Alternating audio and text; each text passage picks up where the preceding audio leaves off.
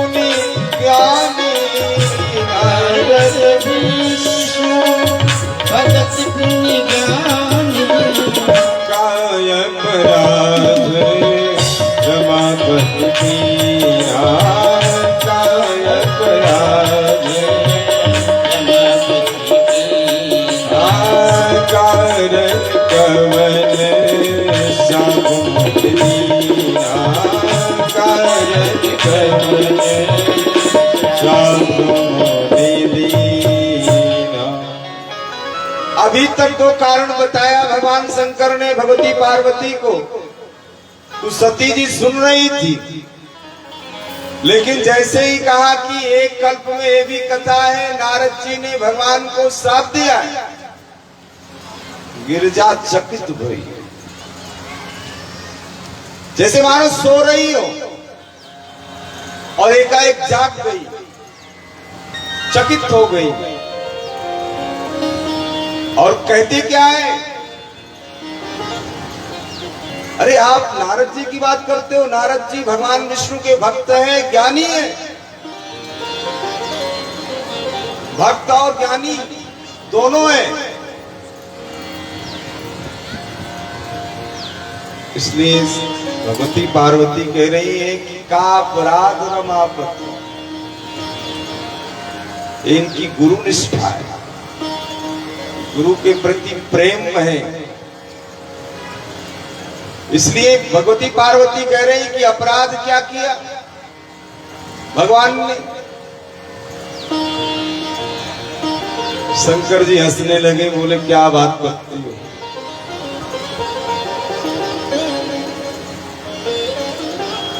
आप कह रहे हैं कि भगवान ने अपराध किया और मैं कह रहा हूं कि भगवान जैसा करते वैसा ही होता है। आप कह रहे हो कि नारद जी ज्ञानी हैं, भगवान के भक्त हैं, लेकिन बोले बिहसी महेश तब ज्ञानी मूढ़ न कोई, और जही जस रघुपति करही तस तेई चल हो। शंकर जी कह रहे न कोई ज्ञानी है न कोई मूर्ख है, बड़े बड़े ज्ञानी बड़ी बड़ी गलतियां कर डालते,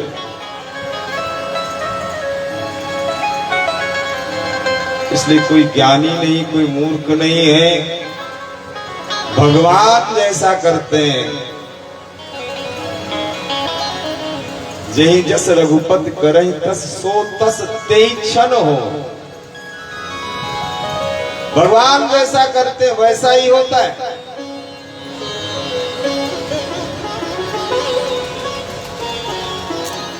शंकर जी कथा सुना रहे हैं नारद जी की, कि नारद जी एक बार हिमालय की तलहटी में गए, सुंदर सुंदर कलकल करकल करती हुई गंगा जी के प्रवाह को देखा, सुंदर स्थान सुंदर आश्रम, उस सुंदर स्थान को देख करके नारद जी के मन में आया कि चलो यहाँ थोड़ा ठाकुर जी का भजन करते हैं, भगवान का स्मरण करते हैं। और जैसे ही नारद जी ने आज भगवान का स्मरण किया, सुमिरत हरि साप गति बात, भगवान के स्मरण में भगवान के चिंतन में कितना बड़ा बल है। आज नारद जी को जो श्राप मिला है कि आप कहीं स्थिर नहीं रह सकते हो, उनमें स्थिरता आ गई, नारद जी की समाधि लग गई। इधर नारद जी की समाधि लग गई और उधर देवराज इंद्र के हृदय की गति बढ़ गई, धड़कन बढ़ गई। नारद जी तो स्थिर हैं, लेकिन देवराज इंद्र वो अस्थिर हो गए। मुनि गति देख सुरेश डराना, काम ही बोल कीन सलमाना। कई लोग ऐसे होते हैं, किसी के पूजा पाठ को देखकर परेशान हो जाते हैं, अरे क्या बात है, आजकल तो बहुत पूजा कर रहा है, पहले तो कभी नहीं करता। लेकिन आजकल रोज कथा में जाता है, क्या होगा? तो अच्छी बात है भाई, इसमें आपको टेंशन का है। लेकिन नारद जी की समाधि लगी, लेकिन देवराज इंद्र बोले उनकी समाधि भंग है, वो महाराज डर रहे हैं। क्यों? कहीं नारद जी हमारा पद न ले। ऐसे जो ईर्ष्यालु लोग होते हैं ना, वो सोचते हैं कि हमारा कुछ घाटा न हो जाए इसका पूजा पाठ करने से। लेकिन नारद जी तो महाराज संत हैं, और संत को इंद्र का पद क्या माने रखता है?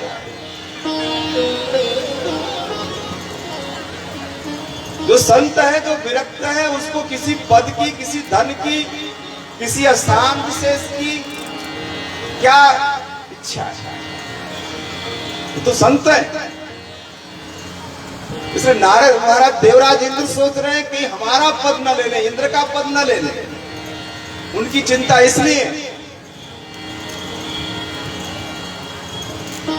लेकिन नारद जी के लिए वो इंद्र का पद कैसे है? नारद जी के लिए इंद्र का पद सूखी हड्डी के समान। सूख हाड़ ले भाग जिम स्वान निरक मृगलाज, छीन ले जल जाल जड़ तिम सुरपति नल्लाज। जैसे कोई जंगल में कुत्ता एक हड्डी को मुंह में दबाए हो, मुंह में लिया हो हड्डी को, और कुत्ता सिंह को देखे तो भागे बड़े जोर से। इसलिए कई सिंह ये हमारी हड्डी जो विदाउट ब्लड है, हड्डी हड्डी, खून नहीं है उसमें, मांस नहीं, हड्डी लेकर भागे। किस लिए? कहीं वो शेर न लेने।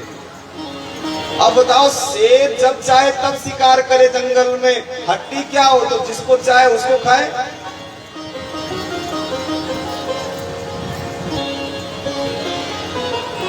लेकिन फिर भी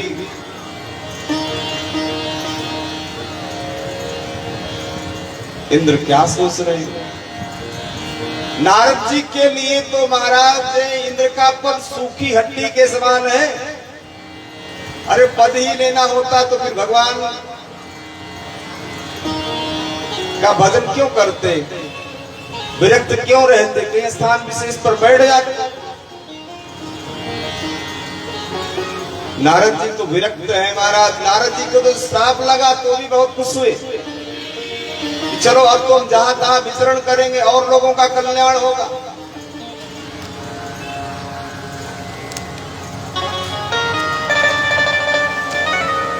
इसलिए आज इंद्र ने क्या किया? कामदेव को बुलाया। कामदेव आया। कामदेव ने सोचा कि आज तक इंद्र ने इतना सम्मान हमारा कभी नहीं किया। कारण क्या है आज सम्मान करने का?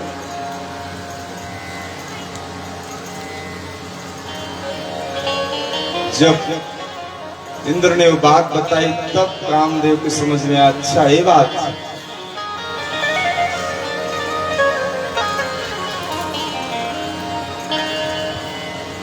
कामदेव आया नारद जी की समाधि के पास। समाधि क्या है? अपने आनंद में डूब जाना ही समाधि है। जहां मन बुद्ध चित्त की स्थिति न रहे।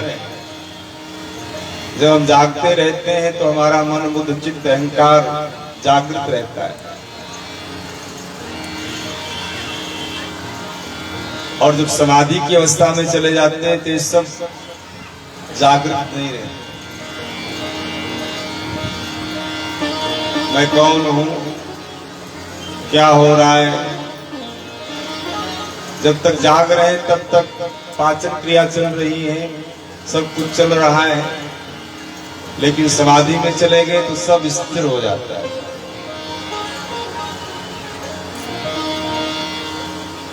नारद जी समाधि में मुझे मेरी मस्ती कहाँ लेके आए,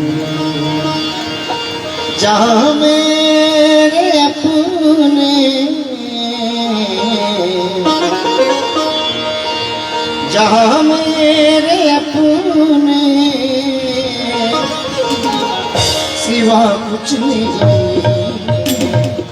मुझे मेरी मस्ती कहाँ लेके आए, ये मेरी मस्ती कहाँ लेके आए, जहाँ मेरे अपने जहाँ मेरे अपने जहाँ मेरे अपने सिवा कुछ नहीं, मुझे मेरी मस्ती कहाँ लेके आए, मेरी मस्ती कहाँ लेके आए, मेरी मस्ती कहाँ लेके आए। नारद जी इधर समाधि में कामदेव का आगमन हुआ। कामदेव ने अपना पूरा प्रयास किया, लेकिन नारद जी की समाधि नहीं टूटी। क्यों बोले? नारद जी की तो रक्षा भगवान कर रहे हैं, भगवान का नाम कर रहा है। इसलिए नारद जी की समाधि तो टूटी नहीं। महाराज बाद में जाकर के हार मान करके कामदेव नारद जी के चरणों में गिर गया और प्रशंसा करने लगा। वाह क्या बात, मान गए आप, बहुत बड़े योगी। आज तक मुझे ऐसा कोई नहीं मिला।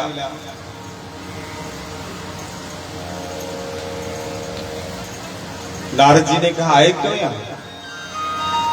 उसने कहा मेरी कोई गलती नहीं, क्षमा कीजिएगा, मुझे देवराज इंद्र ने भेजा है।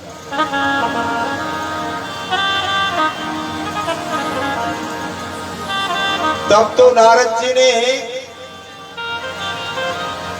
कही प्रिय बचन काम परितोषा, भयउ न नारद कछु मन रोसा। नारद जी को क्रोध नहीं आया,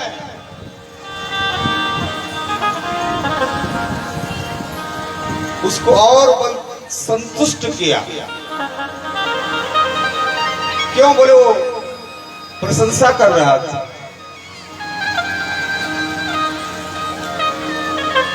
इसके मान बढ़ाई ईर्ष्या दुर्लभ तजनाए। सब कुछ व्यक्ति छोड़ सकता है, ध्यान से सुनिएगा। किसी को धन की आसक्ति नहीं हो सकती है, किसी को पुत्र की आसक्ति नहीं हो सकती है। कोई व्यक्ति कह सकता है मुझे धन नहीं चाहिए, हो सकता है कोई बिरला ऐसा, हो सकता है कोई कह सकता है मुझे पुत्र नहीं चाहिए, संतान नहीं चाहिए। लेकिन किसी से पूछा जाए कि आपको मान सम्मान भी नहीं चाहिए, तो मान सम्मान तजना बड़ा मुश्किल है। सामान व सम्मान तो ये जहान चाहता है, सामान व सम्मान तो ये जहान चाहता है, ये जहान चाहता है। फटकार मार प्यार से, फटकार मार प्यार से, गाता है कोई कोई। फटकार मार प्यार से, गाता है कोई कोई। मस्ती मस्ती आता है कोई कोई।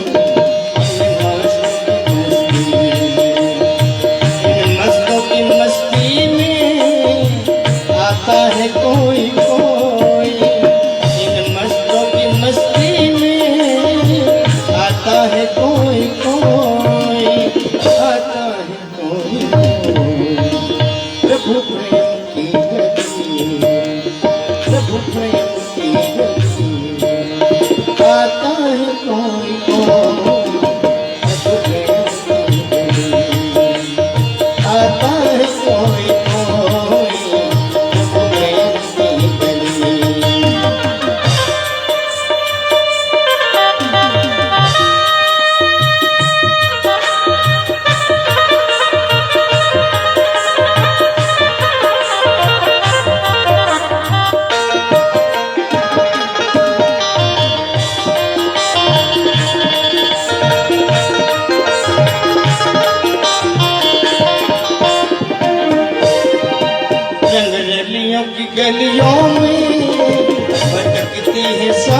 दुनिया, रंग रलियों की गलियों में भटकती है सारी दुनिया।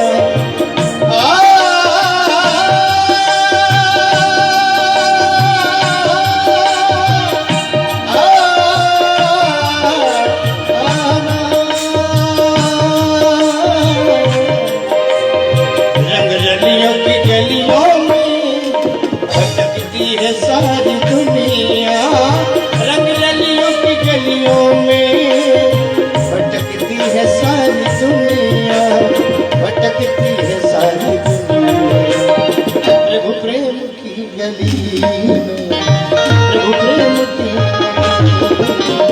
आता कोई, प्रभु प्रेम की गली में आता कोई। सामान व सम्मान तो ये जहान चाहता है, सामान व सम्मान तो ये जहान चाहता है, सामान व सम्मान तो ये जहान चाहता है, सामान व सम्मान तो ये जहान चाहता है। फटकार मार प्यार से, फटकार मार प्यार से गाता कोई इन संतों की मस्ती में आता कोई, इन संतों की मस्ती में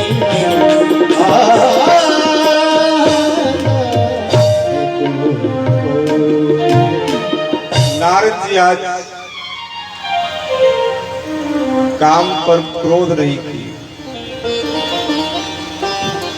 कामदेव गया देवलोक में, जहां तहां नारद जी की प्रशंसा हुई। नारद जी ने सोचा कि देवलोक में प्रशंसा हो रही है, लेकिन शिवलोक में प्रशंसा नहीं हो रही, चर्चा नहीं हो रही। नारद जी गए शिवलोक भगवान शंकर के पास। शंकर जी ने सोचा कि आज नारद जी आए हैं, कुछ राम कथा सुनाएंगे, चर्चा करेंगे। लेकिन महाराज नारद जी जो हमेशा भगवान की चर्चा करते थे, आज क्या हुआ, बोले मार चरित शंकर सुना। जब उनको मार चरित सुनाया तो अति प्रिय जान महेश सिखाए, बार बार बिनमो प्रभु तो ही जिमिए कथा सुनायो मोही, तिम जन हरि सुनायो कहूं चलो प्रसंग दुरायो। शंकर जी ने हाथ जोड़ लिया, नारद जी आपसे हाथ जोड़ रहा हूँ, यहाँ तो सुना दिया महाराज, लेकिन और कहीं मत सुनाना। और मान लीजिए भगवान के पास गए तो वहां तो बिल्कुल मत सुनाना। नारद जी ने कहा वो तो ठीक है, लेकिन मान लो चर्चा करें, प्रसंग छेड़े तो। भगवान शंकर ने कहा प्रसंग भी छेड़े तो भी मत सुनाना। नारद जी ने सोचा कि लगता है कि उनके मन में भाव गलत है, ये सोच रहे हैं कि हमसे आगे जा रहे हैं। इनको तो क्रोध आ गया था, इन्होंने महाराज उसको भस्म कर दिया कामदेव को, और हमें तो क्रोध भी नहीं आया। नारद जी भगवान के पास गए। भगवान बड़े प्रेम से आज नारद जी से मिलते हैं, और नारद जी से पूछ लिया, बताइए बहुत दिन के बाद आए, बहुते दिनन कीन मुनिदाया। नारद जी महाराज सुनाने लगे, और सुनाते सुनाते कहने लगे, महाराज आपकी सब कृपा है, कृपा तुम्हारी सकल भगवाना, नारद कहो सहित अभिमाना। हम आप भी कहते हैं सब आपकी कृपा है।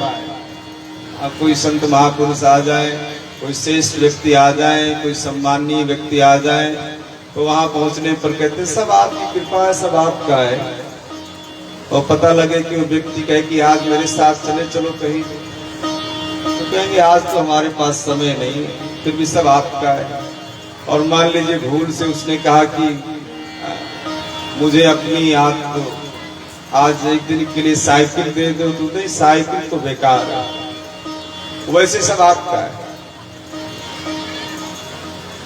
वैसे सब आपका है, लेकिन आपके लिए हमारे पास समय नहीं। तो कहते तो हम हैं कि यहाँ सब आपका है, लेकिन वास्तव में भावना तो ये रहती कि सब मैंने किया है। नारद जी ने अभिमान पूर्वक जब कहा तो भगवान ने देख लिया कि इनके अंदर तो अभिमान आ गया है, और अभिमान गोविंद ही भावत नहीं। भगवान ने सोचा यदि इनके अंदर अभिमान होगा तो ये मेरे भक्त हैं, और बदनामी इनकी नहीं बल्कि बदनामी मेरी होगी। जन अभिमान न राखें का। भगवान कभी अपने भक्त के अंदर अभिमान रहने ही नहीं देते। इसलिए भगवान ने सोचा कि अब तो हमें कुछ करना चाहिए। मुनि कर हित मम कौतुक होई, अवश्य उपाय करब मैं सोई।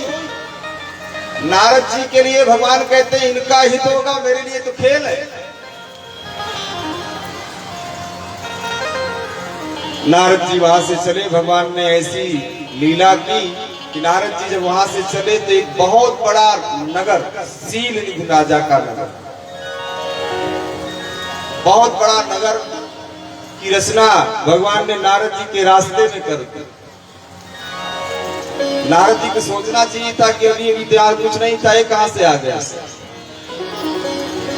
लेकिन वो रचना भगवान की समझ नहीं पाए।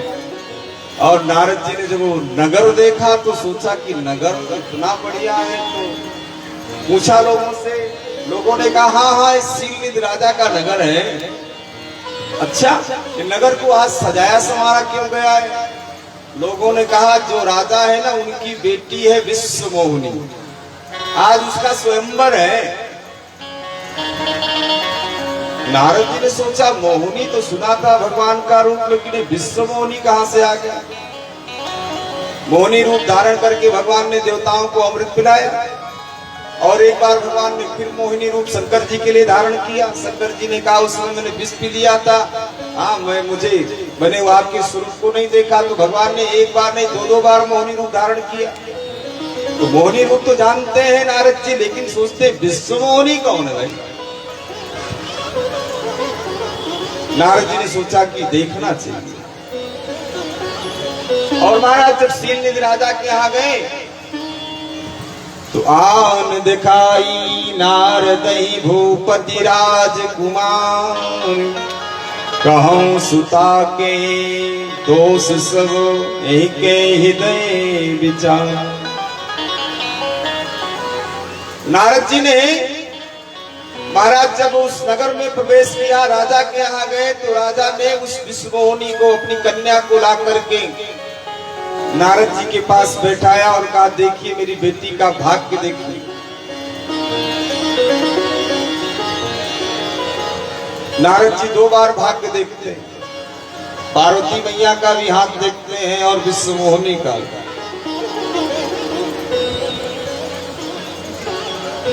नारद जी हाथ के आप तो बार बार उसी कन्या को ही देखने लगे, और भाग्य बताने के लिए कहने क्या लगे, यहीं से वो बरे अमर सोई होई।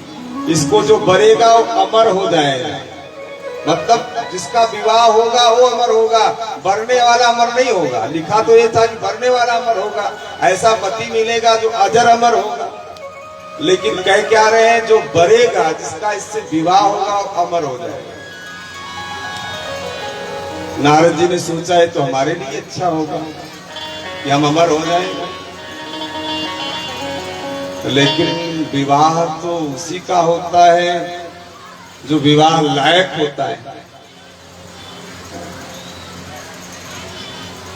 उसका रूप रंग ठीक होना चाहिए, और हमारा तो रूप रंग ठीक नहीं है। हम तो सुंदर है नहीं, भगवान सबसे ज्यादा सुंदर, जिसकी रचना इतनी सुंदर हो, कितना सुंदर हो, तो ठाकुर जी से ज्यादा सुंदर तो कोई नहीं। इसलिए अब क्या करता हूं, हरिसन मांगो सुंदरताई, भगवान से ही सुंदरता मांगता, भगवान से ही सुंदरता मांगता हूं। गए भगवान के पास, प्रार्थना की, और भगवान ने कहा बताइए कैसे आए?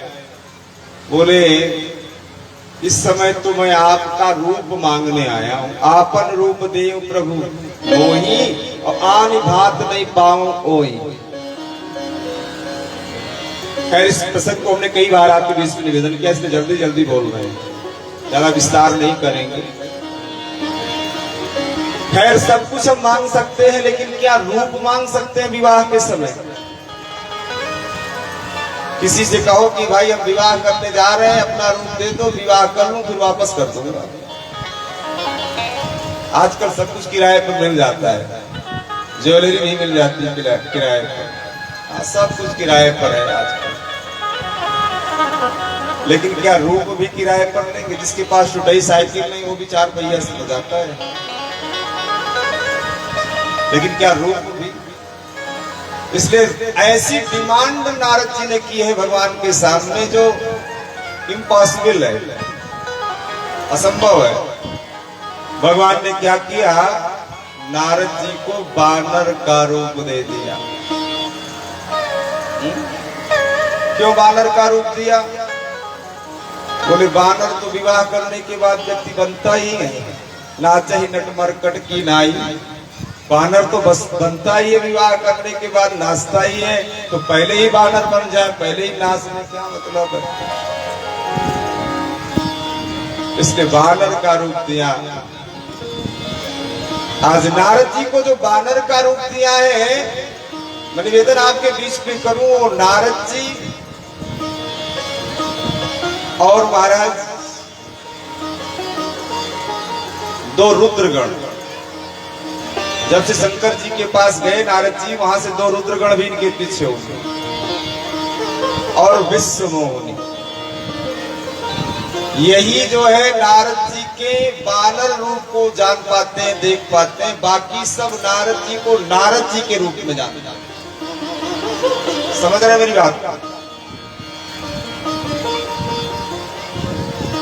महाराज जब नारद जी आज स्वयंवर में गए तो सबसे आगे बैठ गए।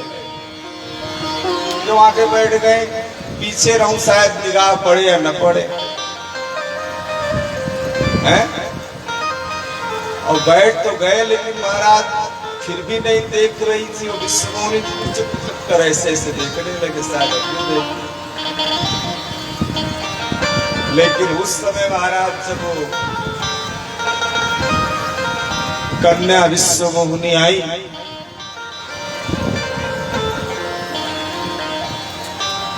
तो क्या हुआ? नारद जी की तरफ देखा ही नहीं। भगवान वहां राजकुमार के रूप में गए और कुंवरी हर्ष मेलेव जय बाला। बोली राजा रामचंद्र भगवान जय। और महाराज उसी समय भगवान वहां से चल पड़े।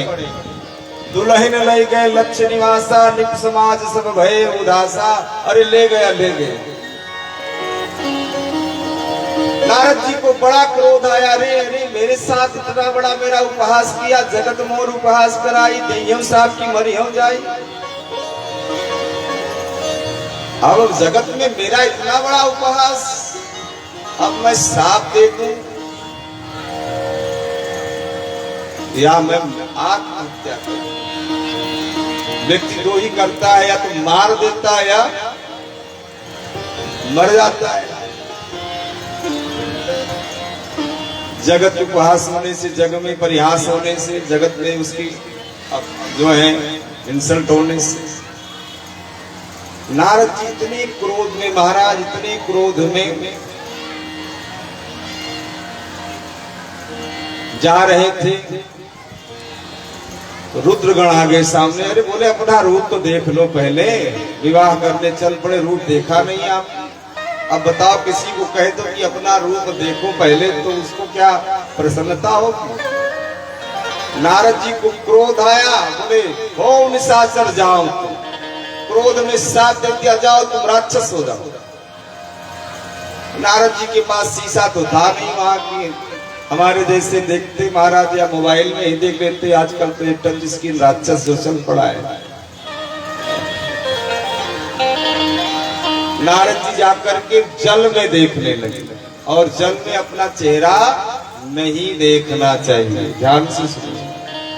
कहीं सरोवर में जाएं, कहीं नदी में जाएं, कहीं भी जाएं, तो कहीं भी जल में अपना स्वरूप नहीं देखना चाहिए, दोष माना गया। नारद जी क्रोध में महाराज सोच रहे तब क्या करूं क्या न करूं। भगवान ने सोचा कि हमारे पास आए तब तक कहीं इनका क्रोध न शांत हो जाए, इसलिए नारद जी से भगवान रास्ते में ही मिल गए और बोले वचन मधुर सुर साई, मुनि कहा चलो विकल की नाई। अरे महाराज कहाँ जा रहे हो? तब तो नारद जी को क्रोध आ गया।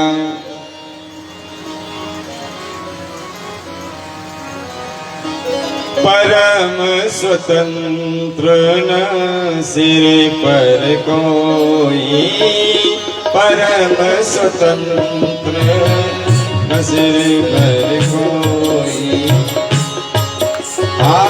भावई मनई करो तुम सोई, भावई मनई करो तुम सोई। भले भवन अब पायन दीन्हा, भले भवन अब पायन दीन्हा, भले भवन अब पायन दीन्हा। बाहु के फल आपन कीना, बाहु के फल आपन कीना। नारद जी ने कहा आपने बहुत अच्छे घर में पायन दिया है। पायन मतलब सगन। सगन जो देता है भैया उसको लौटाना तो पड़ता ही है। आपने हमें दिया, हम आपको देने जा रहे हैं। नारद जी क्रोध में भगवान को श्राप देने लगे। महाराज पहला श्राप दिया कि पंचो मोहि जवन धरि देहा, आपने जिस शरीर को धारण करके मुझे विवाह से वंचित किया, सो तन धरो साप मम एया। वही शरीर धारण करो राजकुमार। ये नारद जी की कृपा से भगवान को राजकुमार के रूप में देखते हैं। ये नारद जी की कृपा है। और कभी आके तुम कीन हमारी, आपने मुझे बानर बनाया लेकिन यही बानर करी है किस सहाय तुम। मम अपकार कीन तुम भारी, नारी विरह तुम होग। भगवान ने सोचा कहीं ऐसा न श्राप देते कि तुम्हारा विवाह नहीं होने दिया, तुम्हारा भी नहीं होगा।